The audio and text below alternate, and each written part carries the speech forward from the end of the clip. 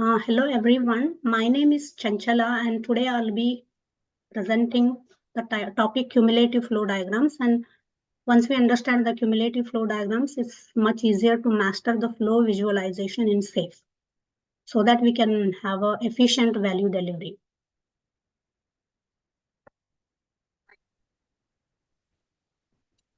Okay, so today the topics I'm going to cover are these following. What is the importance of flow in SAFe actually, and how to measure it in SAFe? Then cumulative flow diagrams one-on-one, starting with the basics as to how to plot the cumulative flow diagram. Then just having a cumulative flow diagram is not enough. So how to actually read it and interpret it, right? So how to find the deficiencies in the team and how to improve on all those deficiencies after we identify the CFD. It's very easy. It's very, very powerful tool.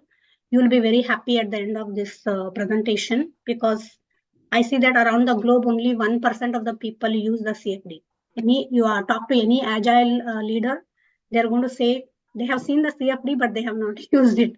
So my goal today's presentation is to make more people use it, motivate people to use it. So because it's very, very powerful tool. So it can tell a lot about the team without even talking to one team member. So just knowing what the team is going through, so that is very important perspective. So then how to actually measure the flow metrics using CFD. In the first bullet point, I'll be only talking about how SAFe defines the flow metrics. And then I'm going to talk actually how how to measure SAFe flow metrics using CFD. So a couple of parameters, couple of flow metrics we can use using flow diagram, and then rest of them we can do with the visual. We can do the visualization using other visualization tools. And last but not the least, I'll be covering CFD in Jira, like how to use CFD in Jira, like how do we actually see cumulative flow diagram in Jira, right? So these are the topic I'm going to cover, and let's get started. So like I was mentioning, basically SAFe is a very flow-based system.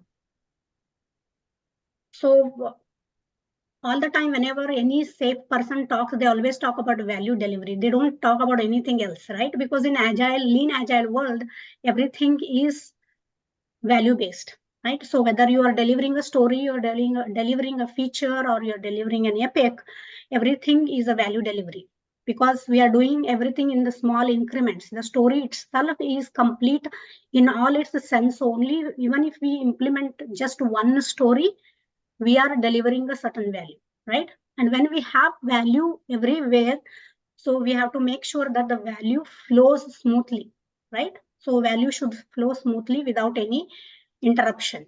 So that is the core principle, is principle number 6 of SAFe, which is make value flow without interruptions. So how do we make value flow without interruptions if we can't even see it? If you just refer to a Kanban board, you refer to all your backlog items, your work in progress, you can never tell how the value flows actually. You cannot visualize it. So unless you have a cumulative flow diagram, it's not very easy to find the flow. You can, of course, download your data into a spreadsheet. You can see how each of your story point or feature or epic is moving in the process. But unless you have a visualization of the flow itself, you will not be able to tell how the flow is going of the value, right? So now if you see, like the older versions of SAFe had a flow concept because SAFe itself is built around flow.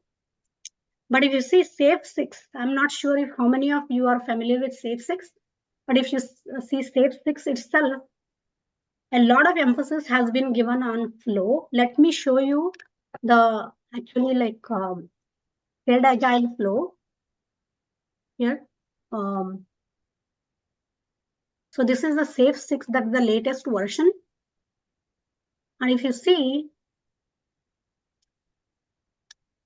here on this screen, flow is introduced at every level. So there is starting from the portfolio of flow, right?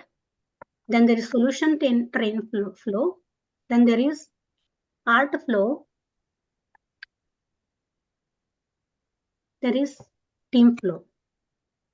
You see now, like all the 4 configurations, whether it is a essential configuration, large solution, portfolio, full, we come across flow. So let's take it one by one. In essential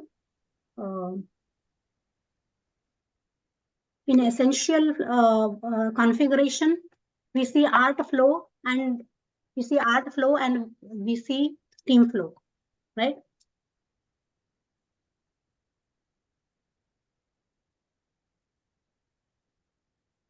Team flow. And then in large configuration, we see the 3 of them, which is solution train flow, art flow, and team flow.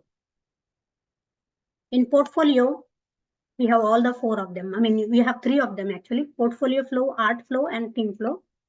And in full configuration, we have all the flow 4, like I showed you before: portfolio flow, solution train flow, art flow, and team flow. So flow is so well built into this big picture that it's like if you use cumulative flow diagrams, we can make sure that there is a value flow between these things. Because if you see the basic aim of strategic themes and portfolio vision items are, okay, you supply unlimited items, meaning continuous or smooth delivery of epics, enablers, so that it can flow down through the system, right?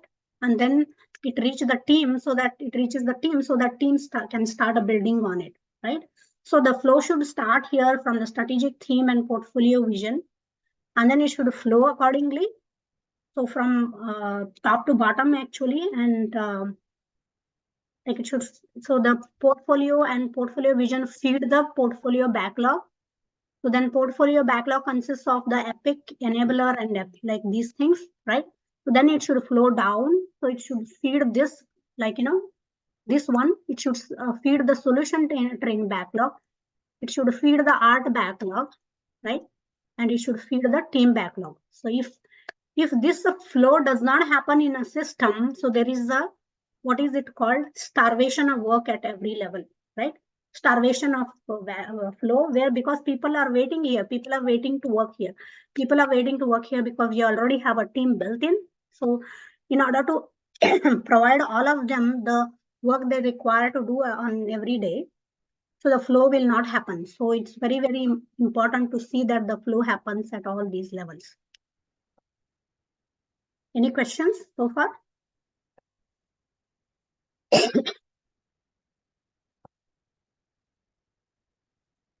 Okay, we can just continue now.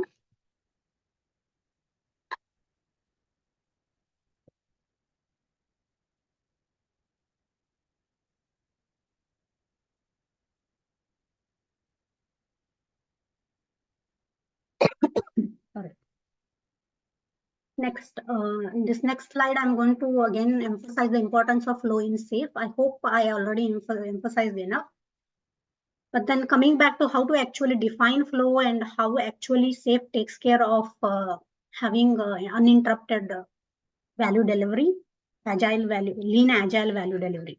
So there are actually 8 properties of flow. One is work in progress or work in process. Earlier, it used to be called work in progress, but SAFe calls it work in process, WIP. Then second flow property is bottleneck. Then the third is handoff. Fourth is feedback. Fifth is batch. Sixth is queue. And 7 is worker. 8 is policies, right? So how to ensure uninterrupted value flow is done in with using it is done in SAFe using 8 flow accelerators.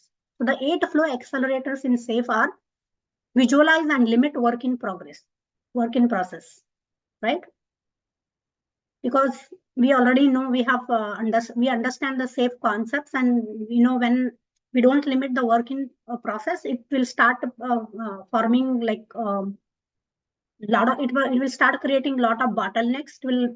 Work will start piling up. So once it doesn't flow through the stages in an uninterrupted fashion, it will start creating bottlenecks, right? So then the second point is bottleneck and address bottlenecks. Then third is minimize handoffs and dependencies. So flows kind of stops right now when we have a lot of handoffs. Okay, today I'm developing one item and I need something else from another team. So these interdependencies and handoffs can slow down the system. So it will slow the flow actually. So we have to minimize the handoffs and dependencies in order to improve flow, right? Then get faster feedback.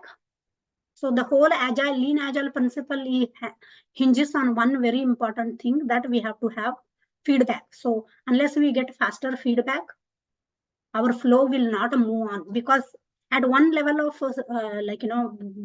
at one work stage, if our work gets stuck because it's not getting proper feedback from relative business owners, product managers, and the product owners, then uh, the flow will not be smooth, right?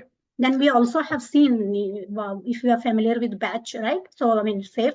We have seen the batch sizes depend, batch sizes control the flow actually. So work in smaller batches is always convenient, just as in limit in work process. Work in smaller batches is another core concept that is one of the important 8 flow accelerators in safe. Then reduce queue length. So the longer the queue, longer wait time. I will just show you in a little while. There is something called Little's law. Longer the queue length, longer the wait time. So in order to reduce wait time and ensure smooth flow, we have to reduce the queue length. Then worker. So optimize time in the zone, because we are all knowledge workers, agile leaders, and all the team members, knowledge workers. So time in the zone has to be optimized, because that is when the maximum value delivery happens. So we have to optimize time. So the one of the core focus is reduce meeting times in order for the team to get the more time in the zone, right? Because we are all dedicated knowledge workers. So this time in the zone, which is called a flow state, we call, it's also related to the term flow, the flow state in the zone, right? So these are all interdependent. So unless we have increased time in the zone, there's not much proper value delivery involving unlimited meetings, unending discussions that don't see through the end.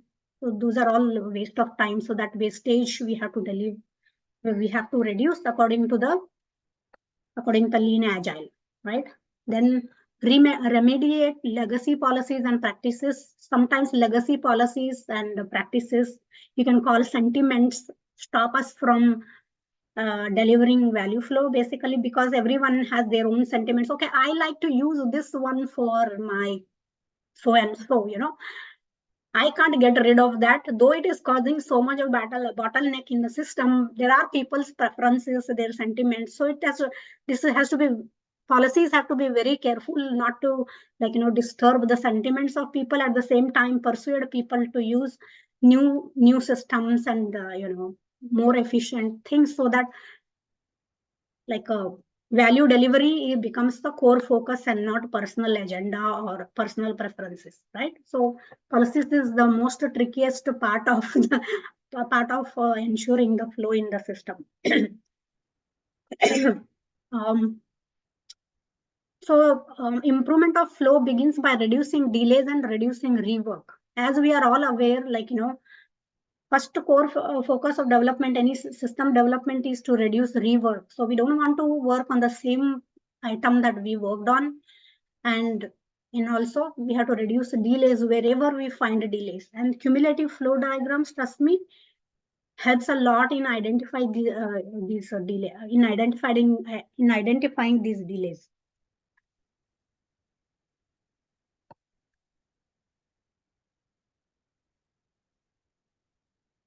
Okay, next slide. Oops, sorry. This is again continuation. Next slide is measuring flow actually.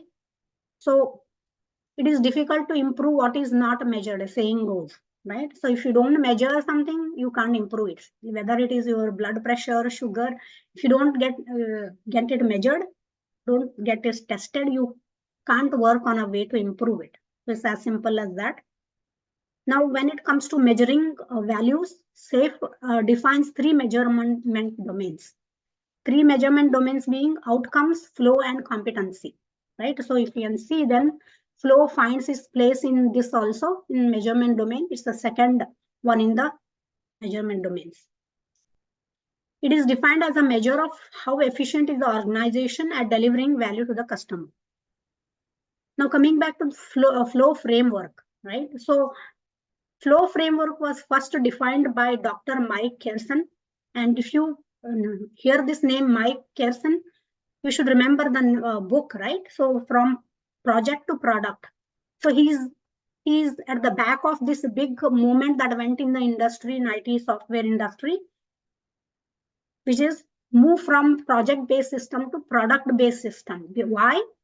Why? Because product is focused on delivering values versus projects, where project is focused on delivering work items, simply work items. Nobody knows. Developers do not know what value they are delivering. So that's where this lean agile was introduced in the first place. So that's why the whole industry at this point of time is moving from project-based system to product-based system. Everything from simple things to large things is a product now. And the man behind it is Dr. Mike Kerson. So he developed the 5 flow metrics to make sure that the value flows smoothly. And then SAFE has adopted some of them and they have added their own. So SAFE defines about 6 flow metrics, namely flow distribution, flow velocity, flow time, flow load, flow efficiency, and flow predictability. Now CFDs, like I have been mentioning, help a lot to measure all these. In fact, it gives more than these two parameters I'm mentioning here. The flow velocity and flow load. These are the direct values that are shown on the flow diagram, but it gives a lot more indications regarding the flow, not just these two parameters, as we are going to show in the near future. So other metrics can be measured using other visualization tools. Like there are 6 flow metrics, right? So there are different bar charts, histograms, and all other things we can use. And some need indirect calculations like flow efficiency, flow predictability, right? So these need indirect calculations that we can perform, and we can use other visualization tools to complete all these 6 flow metrics. Is that clear? Everyone is with me? Any questions at this point of time?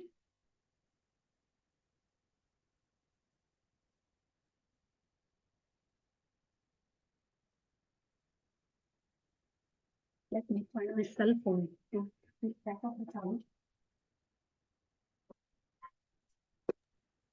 We're good. I'm good. Okay. We are 24 minutes into the presentation already. So let us now get back to actually how to plot the flow. Okay, so before we start even drawing anything or start interpreting everything, what are we trying to make flow here, right? Which I have tentatively covered already. So make the value flow by efficiently and optimally moving the backlog items through the delivery pipeline, right? So there is a delivery pipeline. Actually, SAFE achieves this continuous flow with what is called continuous delivery pipeline. So we deliver continuous delivery pipeline, like I was showing on this scaled agile diagram, that value should flow non-stop and continuously. So it should start from here. This is the main source that is feeding all these items. So it should flow through the system. So in order to make sure that it flows through this system, we have to make sure that this flows optimally. So the main theme of the main place where it is achieved is through this continuous delivery pipeline.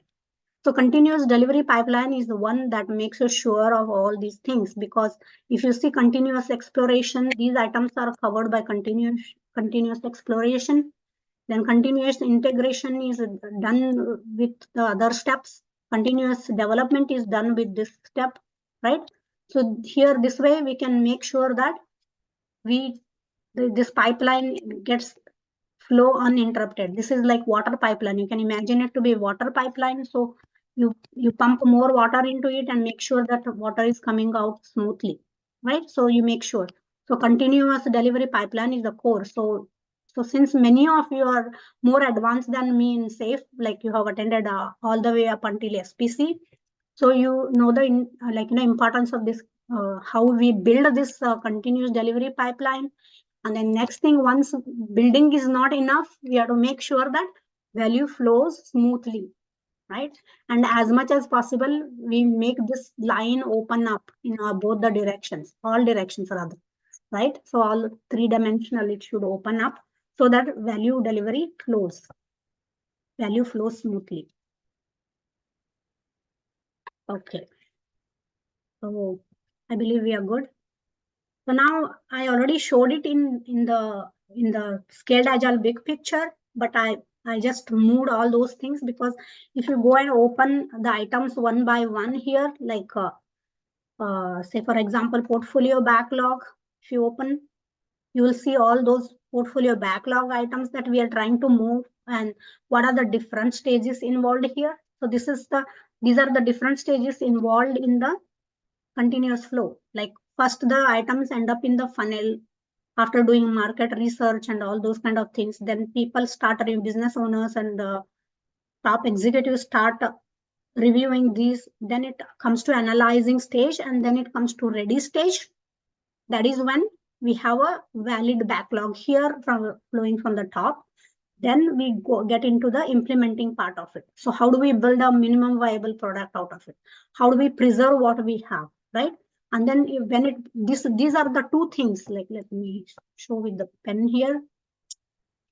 So these are the two important things here, right? So these are the two important things where all the alignment happens, meaning like moving all these ready items to different teams for development, and then it gets done, right? So we have to ensure flow as as a executioners, like as a part of executive team, meaning like part of execution team, not executive team, like part of execution team. We have to make sure that once the items get ready in here, then they start getting delivered all the way until here, right? So that is the portfolio stages, what we can call it as queue.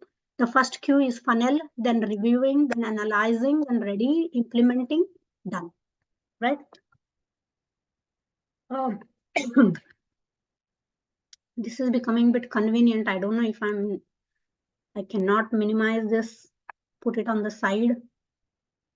Not able to fit many options here for some reason. Let me move this a little. Okay, so that was about portfolio backlog. Then come to solution train flow. So it's pretty similar, kind of stages of queue.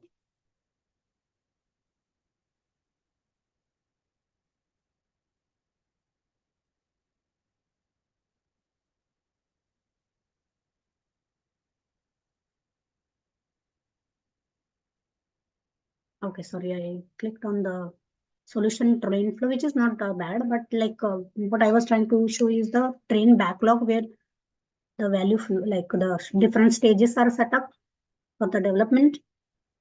These are just the guidelines given by SAFe. We don't have to stick with the names they have provided for the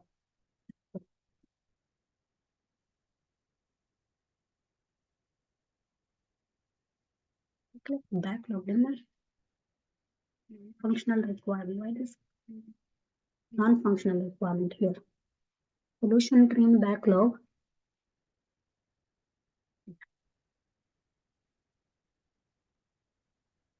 If you see again, this flow is very clear. So we have portfolio backlog here, portfolio epic split into these feature and enablers. Yeah, so sorry, this it took so long. So like I was mentioning, this is the continuous delivery pipeline, and then we have different stages here: funnel, analyzing, ready, implementing, validating. So all these things I have brought into this simple slide here.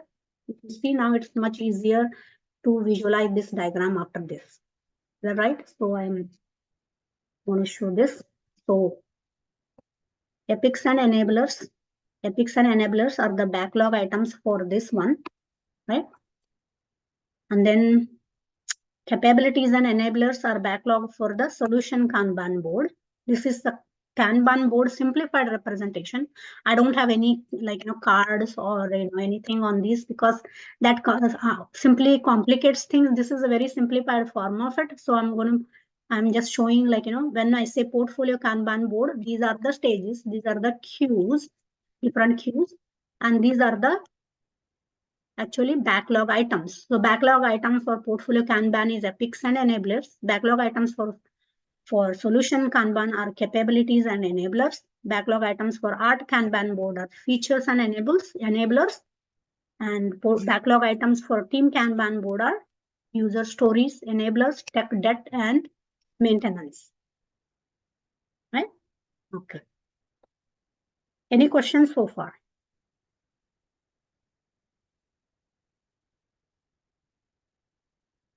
Please indicate if I'm going too fast.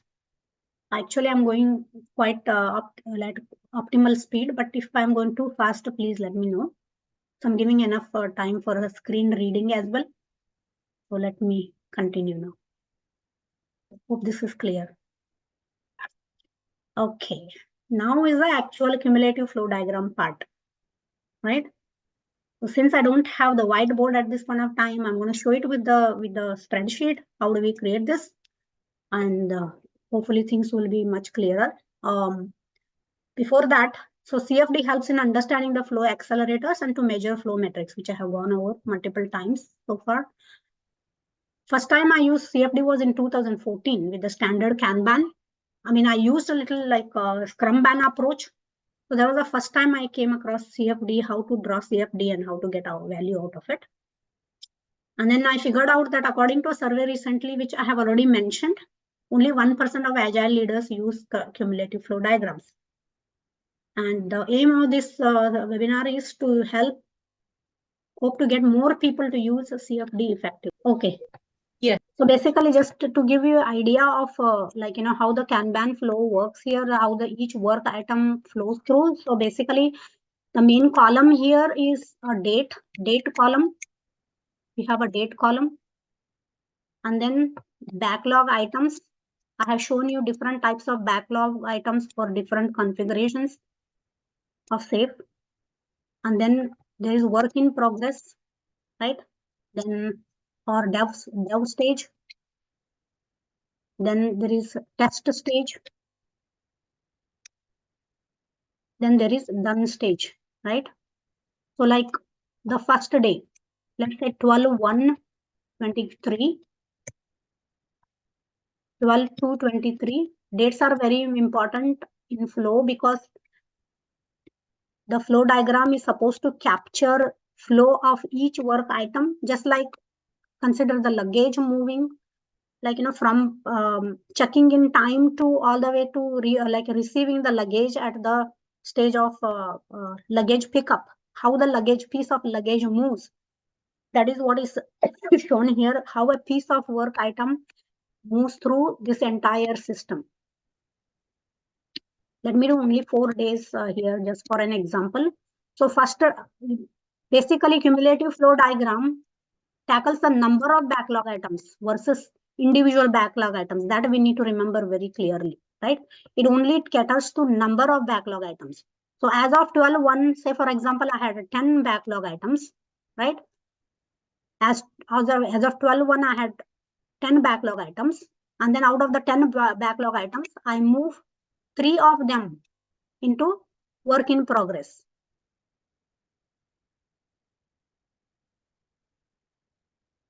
Then 10/2, out of the 3 items that were picked up for development, to testing. So here I am left with 1 item, so that out of 10 items, I can move, once I move like 10, it becomes a 7, right? So out of the 7 items, I take 2 more because 2 are already moved here. So I I'm left with 3 again. I have to make sure that this is a work in progress, and I have to put a limit on this, which I have already shown. So we can't make this all the items, we can't move to work in progress at once because that causes a bottleneck here. All the items waiting in our dev is a big bottleneck. So you can leave it in the backlog item. And as a team, we have to decide what is the optimum number of work in progress for me, what optimum number for a work in progress for me. So usually a team with 5 people in development, 5 people working on development plus test, right? So I typically pick a 3, but you can pick 4 or you can pick 5. So it's up to individual teams how you want to handle it. So now I have moved 3 items here, so 7 becomes a 5 here, right? But there should be another count here, like, which says 10, 10, 10 everywhere, because that's the backlog, total items in the flow. So 7 plus 3 is 10, 5 plus 3 plus 2 is 10. So like that, we have to make sure. So there should be another column there. So by this time on the second day, some of the 2 items, one makes into a done state, right? Then,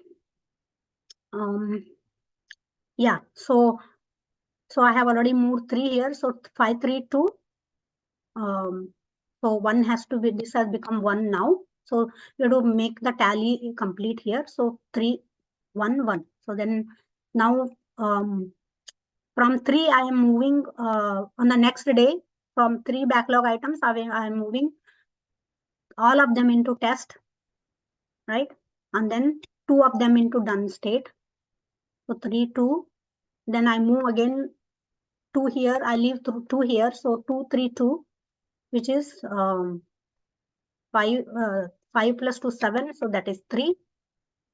So like this goes, right? So is everybody clear with this? What I'm trying to show here, like 2 things I'm trying to show is work in progress limit. And then one is how the cumulative flow diagram is constructed is based on number of items and not the individual items. Okay. Now, is there any question at this stage? So how do we show all these things? Exactly what I have shown in there in the whiteboard. We can just enter it because Excel is a very, very handy and convenient tool. So let's do the date column here. Then the total backlog items, we can leave that for now. So ready backlog item. Then it is taken to work in progress or dev stage. Then can everyone see this Excel sheet? Like, do I have to increase the font or anything?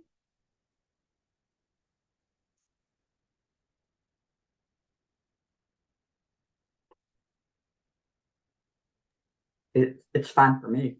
Okay. Let me fill these dates here for 1 iteration, 10 days, so 10 working days. So let me fill with the data for work days. So I have 10 work days here. Then I have 10 backlog items on the first day. Then I'm just going to leave the backlog items at 10 at this time, so that it's the total count of backlog items also. Then I pull 3 in dev on the first day. Then I have 2 items in that proceed to the test area on the second day. And then I maintain here 3 or 4 in the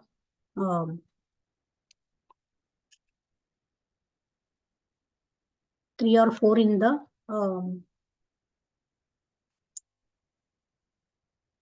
so on the third day I have 1 done. Then I maintain 3 here. I maintain 2 here.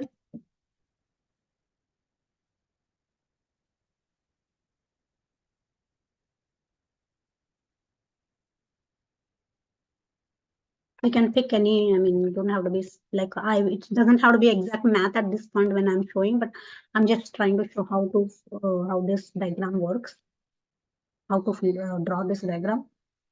2 items, 3 items.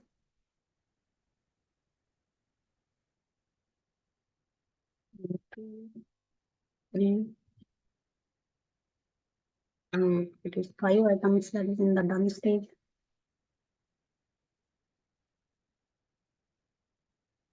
item in the done stage. 7, 7, 8. Deliberately, I left one here, like on on 12, 12. I have nothing delivered. My team not delivered anything. So 3, 4, 2, 3, 3, 3, and 2, 3.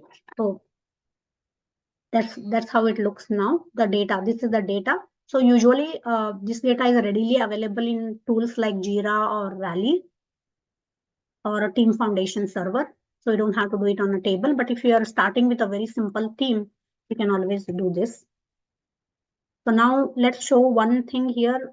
So if I draw like, remove this for now. So if I just to give an idea, so how we plot it. Usually cumulative flow diagram is a plot of date on x-axis and the number of items in a particular stage on y-axis. So if I choose this and then just do a simple line draw here, line.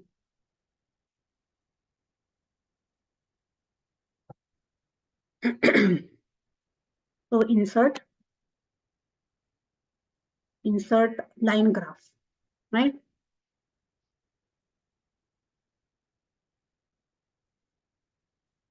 Yeah.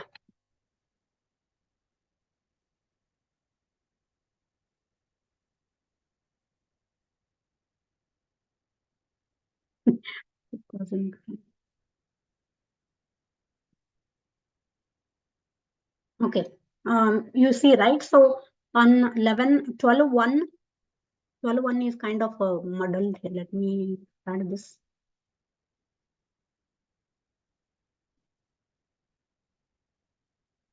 Okay. On 12, 1, how many items do we have in development? We have 3 items in development. On 12, 4, we have 2 items. 4 items in development. So this is for one stage. That is a development stage, right? Then I can just draw it for 2 columns now, right? So 2 Kanban columns.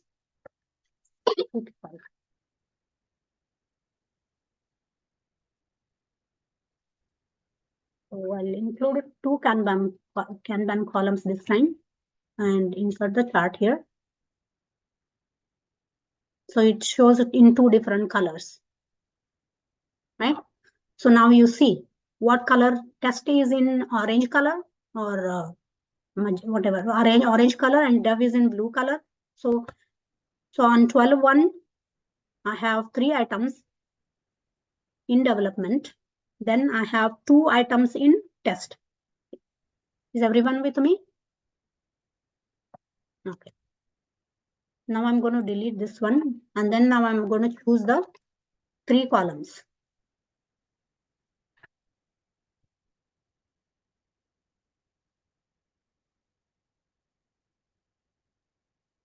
See, now it is shown in 3 different colors. So this diagram looks so jumbled up that I can't tell anything. What is happening here? I know how many items are there in the dev. I know how many items are in the test. What is happening in done, right? But I can't tell exactly, like, can you tell anything about the flow here? So what we have to do here now is we have to introduce something called stacking. So we have to raise the other charts. For example, this is in done state, the third one in done state. I have to bring it down, basically. I have to bring it down and then build the other graphs on top of it. It is something called stacking, which is a very easy concept.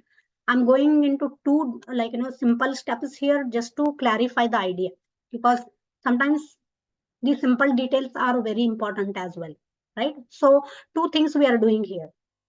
What are the 2 things? Here I'm going to type here, right? One is we are drawing, we are putting it in the graph, right?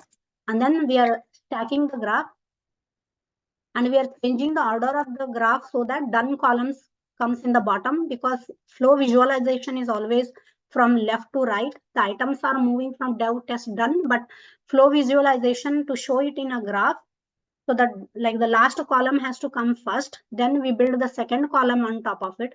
Then we build the third graph on top of the second one. So the actually it flows from right to left, right? So right to left. So stacking is like one graph after the other, but actually the flow is from right to left. I hope everyone is clear about this now, right? I want to leave it there. So now let me add the backlog column here.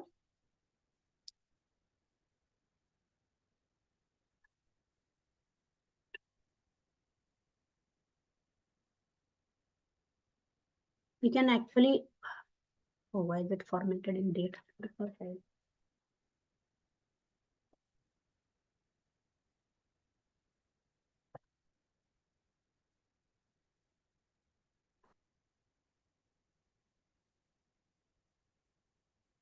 I just pick the date column too again. Sorry.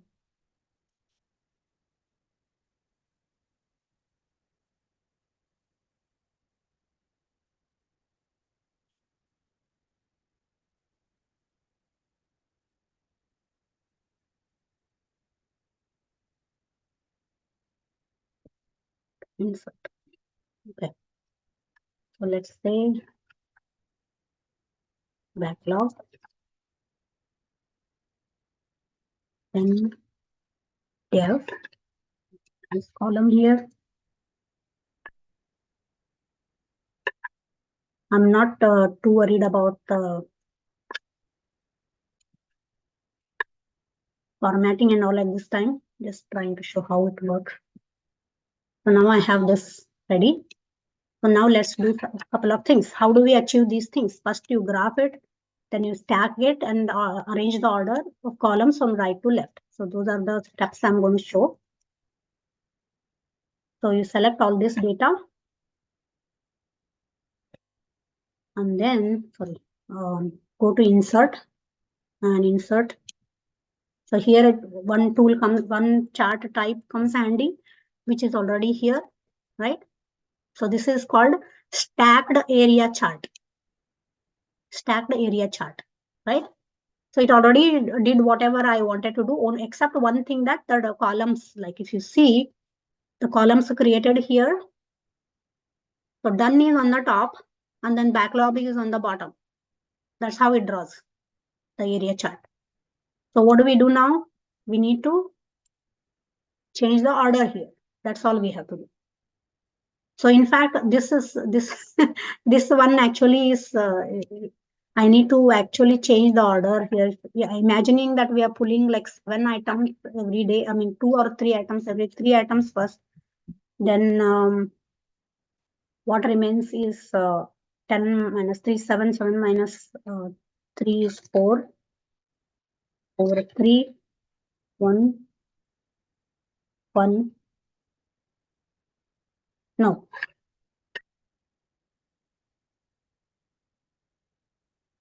let's pull 10 minus 10, 7 minus 3, 4, 2, 1, 0. We are coming up with a very efficient system here. So, but real life data could be different.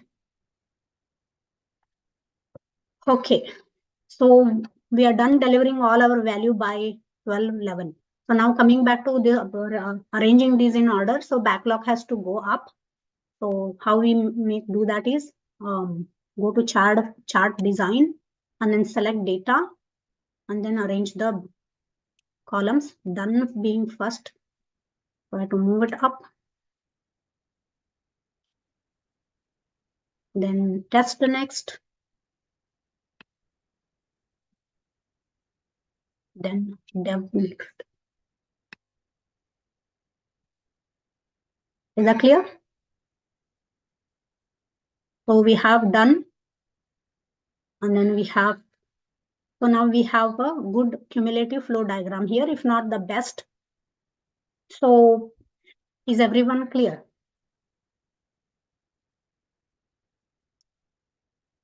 Any questions so far as to how to plot the cumulative flow diagram? You can change the title here. You can do many things. You can indicate the x-axis. What are your backlog items? Is it a feature? Is it story?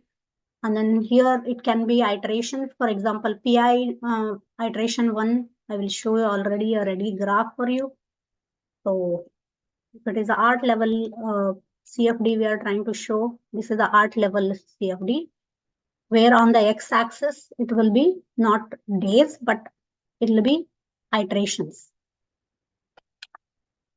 See, PI1, iteration 1, PI1, iteration 2, and so on. So I have plotted up to PI number 3 and iteration 5. Assuming each PI has 5 iterations. So here, instead of, it's a number of backlog items here versus the iteration, or you can say sprint in case of Scrum, right? You plot the sprint here or iterations here, right? So I have highlighted with the text like how many things are in funnel, analysis, backlog, implementing, and done. Now we can start defining the flow metrics, right? Like I mentioned earlier, 2 flow metrics can be shown on this diagram directly. One is the flow load and the flow velocity. So flow load is the moment the item comes out of funnel and gets into analysis and backlog and implementing and done. Before done, this is all flow load. Okay, it is a flexible term, just like scaled agile only gives you the definitions, but there's nobody says that okay, you just take these two and call it flow load. So I want to call, okay, after analysis is done, when the moment the item is moved into backlog, it's ready for development, and then I call it as flow load. Some people can call this a flow load. It doesn't matter, right? So it is in implementing stage, which is actually a work in progress stage. So I can call this as flow load. So there's no strict definition. This is just a guideline. Remember, like scaled agile is a free framework. It gives only guidelines. It doesn't mandate you to do anything, just like PMI, right? So PMP, it sets 10 different processes and 10 different things. But whatever is applicable to you, and you can customize it, use your creativity, and go from there. Yeah. Then flow velocity is kind of very strict here because it's only related to the done items. So between one iteration, like during PI iteration number 2, how many of the features that I have delivered, right? So 3 features I have delivered from the table. So my flow velocity for PI2 is 3. Is that clear?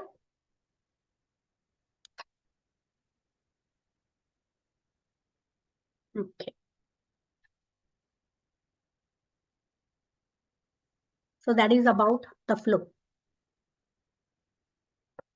Now, apart from the flow velocity is actually is a safe terminology, but in a Kanban terminology, it's called throughput. Throughput, right? Throughput. What is the output through the flow? And then there are 2 other parameters. One is the arrival rate and one is the departure rate. Let me show you by sharing the whiteboard here. Okay, so this is the cumulative flow diagram. Like we see, like different things are flowing in different fashion. So this is done, right? So this is the backlog. The last one is the backlog. This is analysis, or for example, whatever you want to call it. Then development plus test. Dev plus test. Yeah. So this is actually when the team does the work, it happens in this area. So now these backlog items, if you consider a iteration, it starts on day 1 and ends on day 10. So it is a time boxed event. And rule number 1 in agile development is you don't add any more backlog items. Okay. So if you had 10 backlogs, ideally till the end of the iteration, the backlog items stay the same. You're not allowed to change it, but exceptionally things change, right? So if people add them, they can't deliver it, they delete them, right? So it goes like that.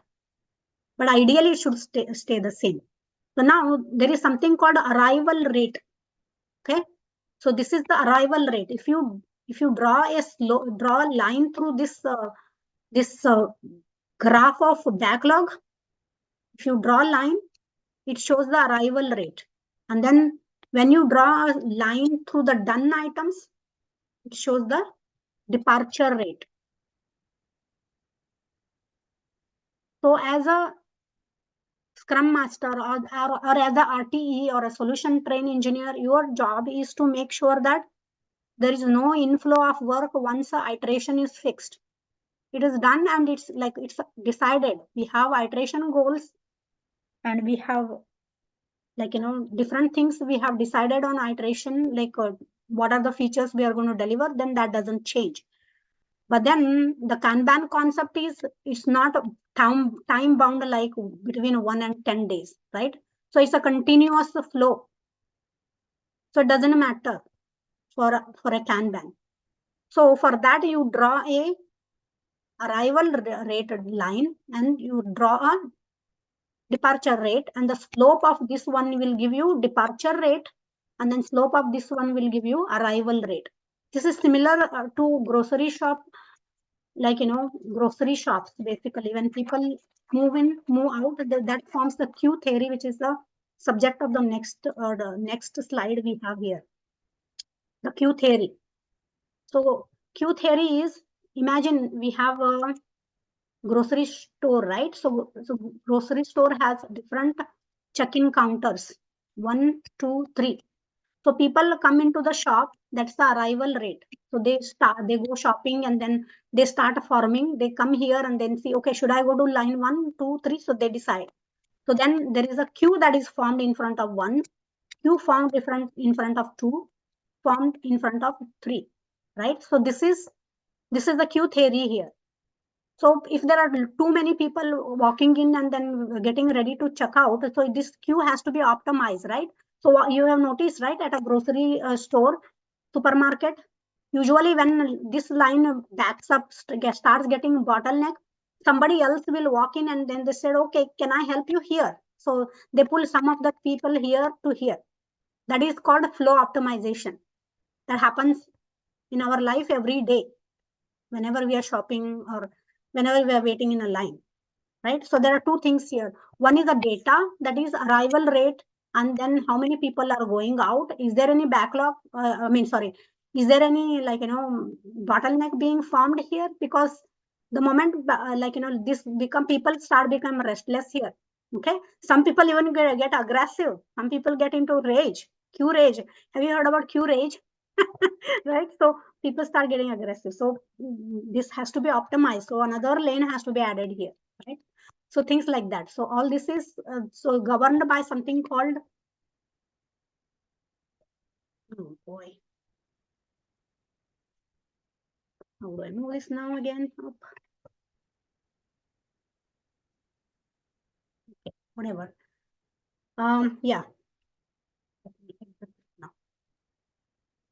So all this is governed by what is called Q theory. So that brings us to our next slide.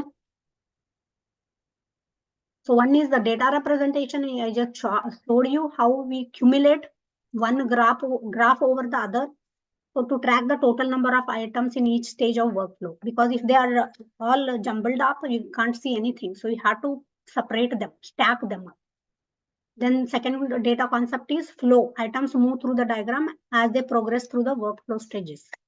Then queuing theory. Queuing theory actually comes up with two parameters, lead time and cycle time, and work in progress. Any questions so far?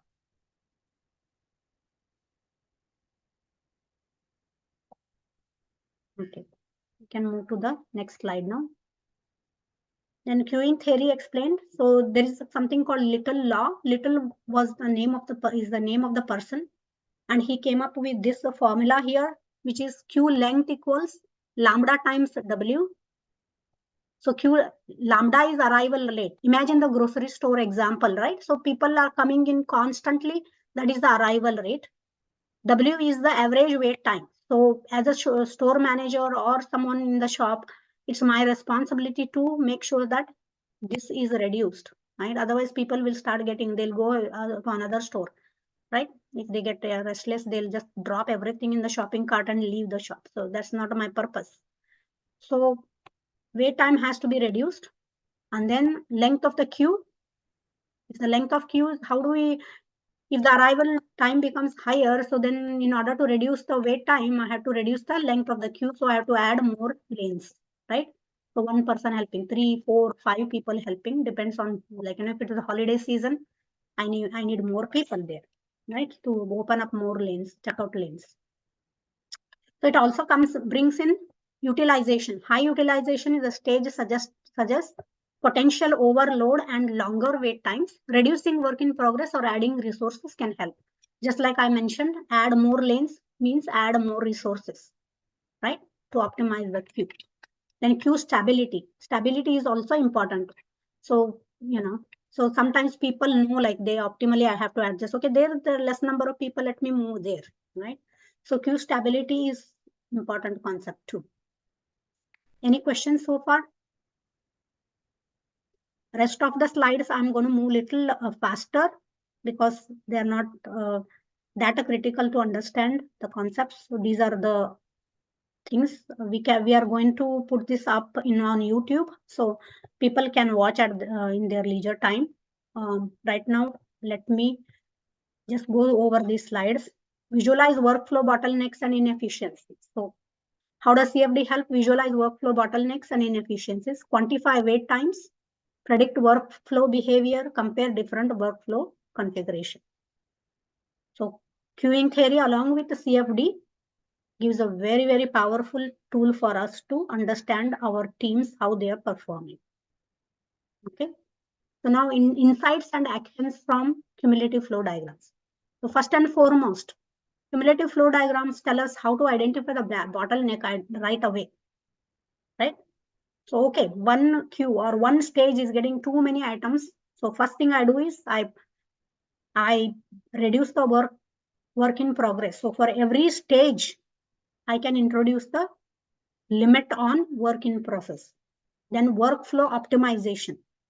So you can analyze the CFD, set the WIP limits accordingly, optimum for your team, add new resources, streamline the process. Then predictability and control. CFDs allow teams to forecast lead times and adjust WIP limits. Right? So overall, the science of CFDs is beautiful. It lies in the ability to translate complex workflow into clear visual format. So enough said about CFD, right? How come this got here? Example of cumulative flow diagram I already shown. How to interpret. Okay, how to interpret now. So simplest example from the graph I drew earlier. So if it is a smooth one operation, CFD with smooth upward facing lines, that's the smooth operation. So this is kind of an ideal scenario.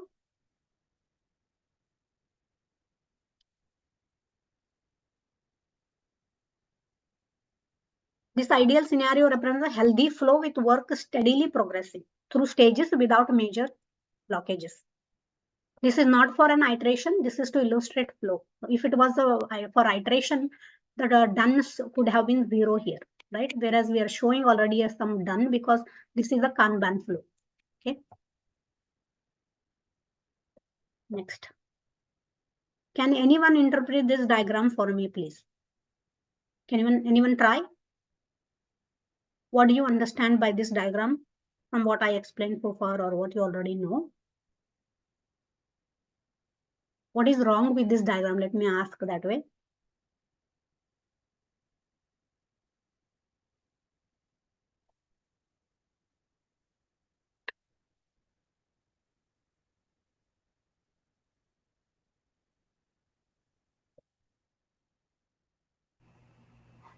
Has a big stair step at the end. Yeah, everything about this diagram is kind of wrong because meaning nothing has started. So if you see notice the date here, September 16, right? Nothing got done until January 1st. because the done stage is the green one. So one item got done on January 1st. So what was happening here, right? So people selected work for development here, right? And there was some progress in happening, but nothing was delivered until January 1st. Imagine like September 16 to January 1st, nothing was done. So this shows very straight, flat, like, picture, like people were working, like they were analyzing, they were back, it was in backlog, then they selected it for development, nothing progress because the team went on holiday for 3 months. Okay. So that is how we interpret. There's different shapes that illustrate how to interpret this, right? So now for that, like, I will just share one the site that has good information on how to understand different shapes of this, like, and interpret a lot of things. So that website is, I will post it in the message. Reading the Science Kanban CFD Patterns. So this is the website. I'm showing it on the screen. You can quickly note it. getnave.com blog Kanban CFD Patterns. So Chanchala, you can just copy that URL and paste it in the chat so that they'll take that. now I'm able to see the chat. When I was offline, like when I was not sharing the screen, I was not able to see the chat. Okay. So I pasted it on the message for all. Please, you can copy it. So let me walk through this quickly. We don't have too much of time. We are running out of time actually. So differences in gradient. So this is differences in gradient if you see. So then she explains the meaning of it. Mismatched arrivals and departures. So what is the solution? Strictly enforce WIP limits, right? Then flat lines. Flat lines indicate cumulative flow diagram represent periods of zero departures. There is no work coming out of the system or like no value delivered from the system. So flat lines because team is on vacation or something. So then solution will be identify and resolve the backlog. Blockages, add resources and so on and so forth. Then stair steps. This is one of the problematic diagram. Tasks are being delivered in batches, meaning people are waiting. Okay, let me finish 5 items to deliver, like, move it to production or move it to, staging or testing. So it's happening in batches, which is not good. So work items have to flow in units, not in batches. So this shows that it's moving in batches. So then bulging bands, which is also called a funnel shape. So it start becoming funnel. So it becomes wider and wider at the end. Then that's not good, right? And then at the end of iteration, this line here, which I am indicating, this blue, the band at the end, that is the work delivered actually, right? So for one period, like this period, 10 days of iteration, what we delivered is this. That is actually a velocity as well, which is flow velocity in safe. Then disappearing band. This is very important. Disappearing band mean people are starving for work. They are waiting. They don't have any work to work on.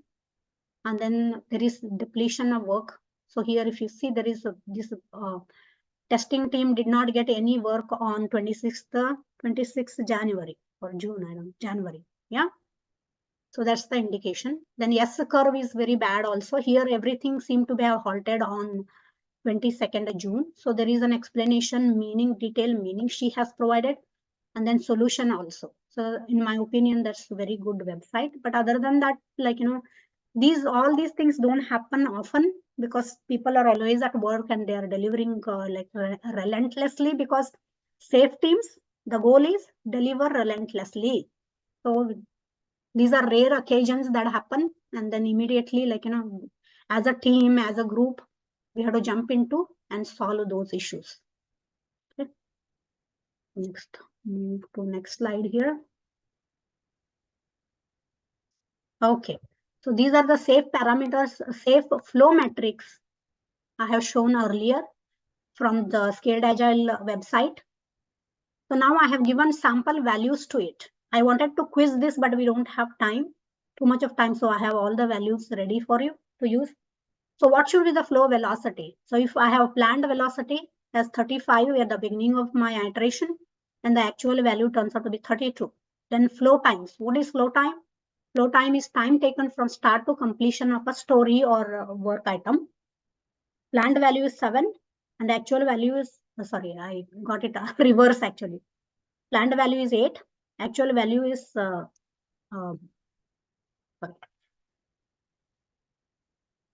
Yeah, so work in process limit, 4, actual value could be 5, that is optimal for the team.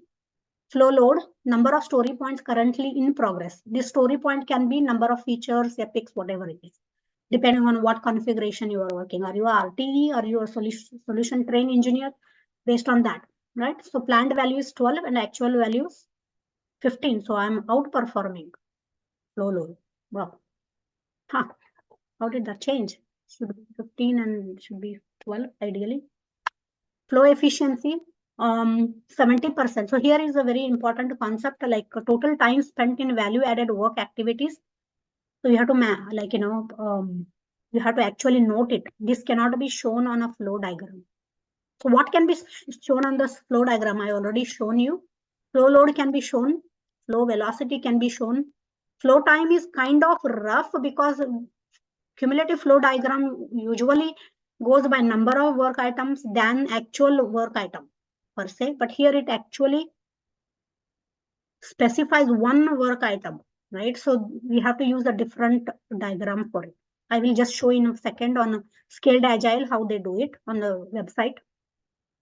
Then flow distribution. This is very important concept because this comes with the capacity allocation.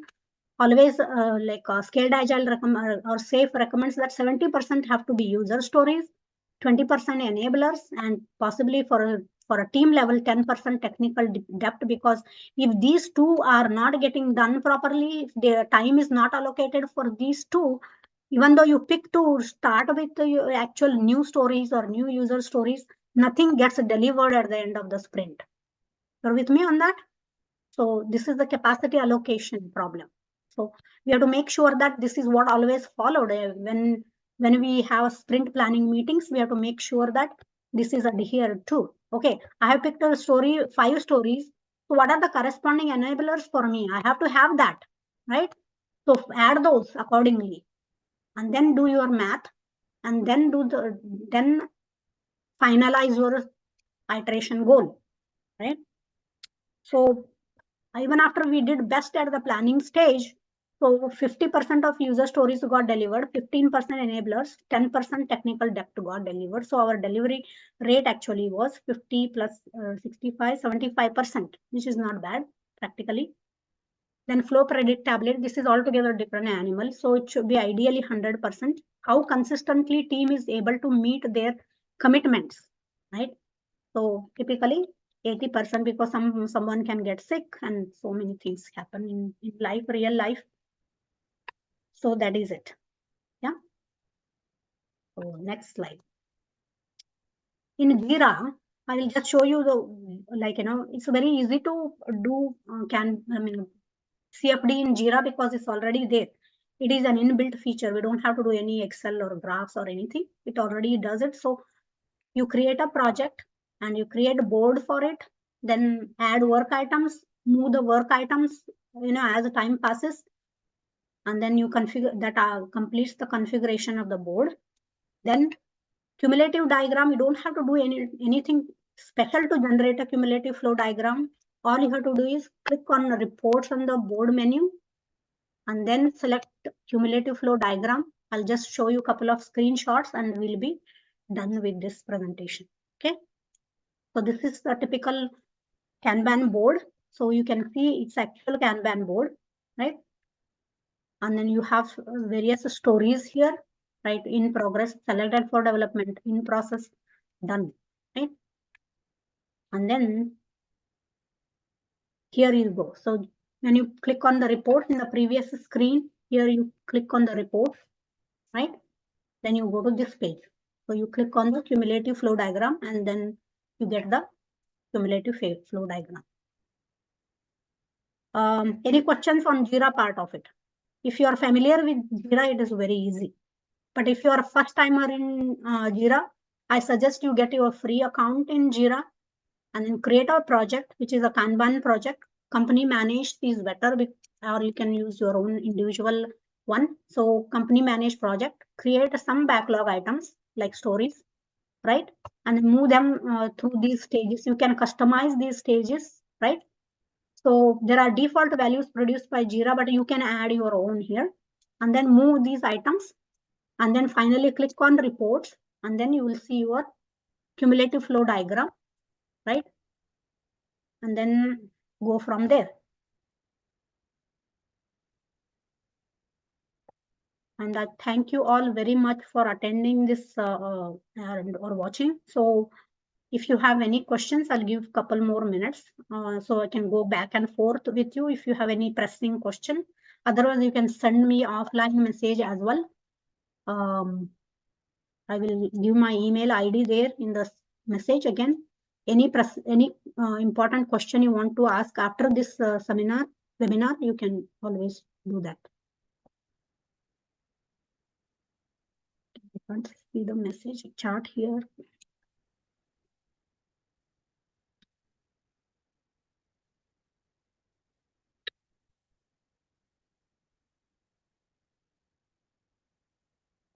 I'll be happy to answer any questions. Please send an email to this email ID. Okay. Thank you all very much for attending, taking your time. Thanks for your patience. It's a very complex topic. If it is understood properly, it's a very, very, very powerful, helpful tool to run the agile teams. Thank you, everyone.